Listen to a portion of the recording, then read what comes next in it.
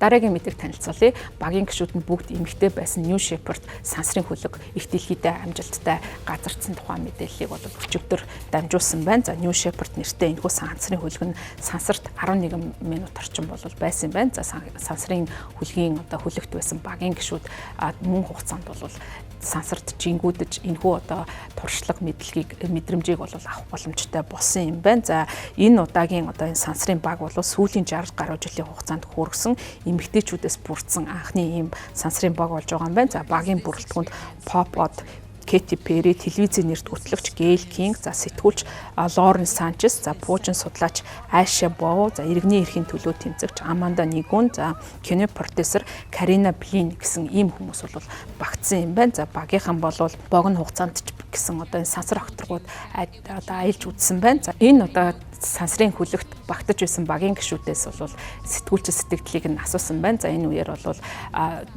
дэлхийн одоо тэргүүлэх баян чинэлэг хүмүүсийн тоон тооцогддог Jeff Bezos-ийн найз бүсгүй зам сэтгүүлчээр ажилладаг Lauren Sanchez-аас бол сэтгэлдлийг нь асуухад дэлхийн үнэхээр сайхан харагдаж байсан, зүгээр л нам гүн байсан. За энэ зүйл бол их тийм дүрслэхийн аргагүй, үгээр хэлхийн аргагүй тийм зүйл байсан. Хэдийгээр дэлхийн нам гүн харагдаж байсан ч гэсэн үнэхээр амьд байсан гэж ярьж байна. Харин нислэгийн үеэр бол Louis Armstrong-ийн What a Wonderful World гэсэн одоо энэ дууг дуусан Katy Perry бол их дэлхийдээ буцаж ирсний дараа хайртай одоо маш их холбогдож чадлаа гэдгээ мэдгдсэн байна. За энэхүү одоо сансрын хөлгөөр зорчих одоо зуулчдыг гаргах үйл ажиллагааг эрхэлж байгаа Blue Origin компанийн хувьд сансрын хөлгөөр зорчих нэг суудлынхаа дундаж одоо ханшийг бол нийтэд зарлаагүй юм байна. Гэхдээ өөрийн одоо цахим хуудаснаа захиалгын үйл явцыг эхлүүлэхийн тулд энийг сонирхож байгаа зорчигчид буцаан олгогдох барьцаа хэлбэрээр $150,000 төлөх ёстой гэж бичиж байсан байна. За 2021 онд бол тус компани New Shepard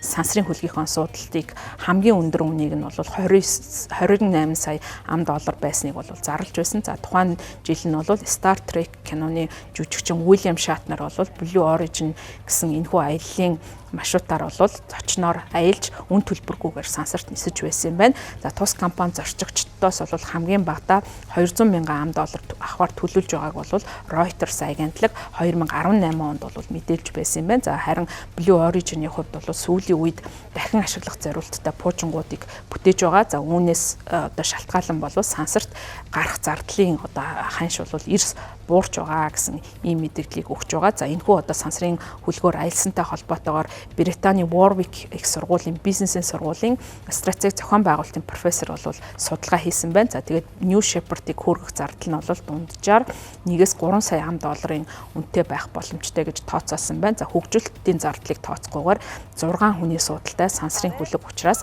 зорчигч бүр хагас сая $1 төлсөн байх ийм боломжтой гэж үзэж байгаа юм байна. За гисэн хэдий ч бол ингээд сансарлуу одоо хүмүүс нисэх одоо аялах юм боломжтой байгаа ч гэсэн одоогийн байдлаар бол бүх хүнд хүртээмжтэй биш. Санхүүгийн хувьд бол доктортой ажиллах, за олон нийтэд нээлттэй бизнес эрхлэхэд бол нэлээд олон жилийн хугацаа шаардна гэж одоо энэхүү судалгааныхан тооцож үзсэн байна.